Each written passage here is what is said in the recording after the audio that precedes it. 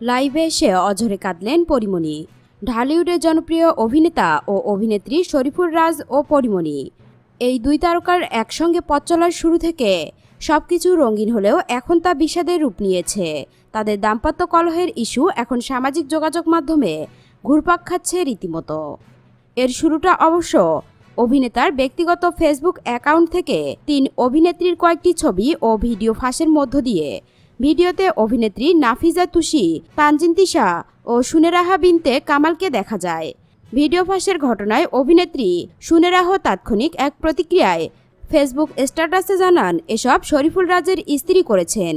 তিনি তাদের ব্যক্তিগত ছবি ও ভিডিও ফাঁস করেছেন। এরপরে পরীমণি সংবাদ মাধ্যমে জানান, তিনি ছবি ও ভিডিও ফাঁস করেনি।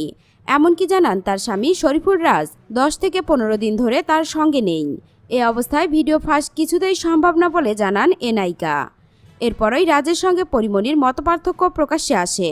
সেই ঘটনার পর গত রোববার একটি জাতীয় দৈনিকের সাক্ষাৎকার অনুষ্ঠানে যোগ দিয়ে বিভিন্ন কথা বলেন রাজ, পরিষ্কার করেন নিজের অবস্থান। এরপর রাতে একই অনুষ্ঠানে যোগ দিয়ে নিজের অবস্থান পরিষ্কার করার পাশাপাশি রাজের অভিযোগ খণ্ডন করেন পরীমণি। 1 ঘন্টার বেশি সম্প্রসারিত অনুষ্ঠানে কয়েকবার কেঁদেও ফেলেন এ নায়িকা।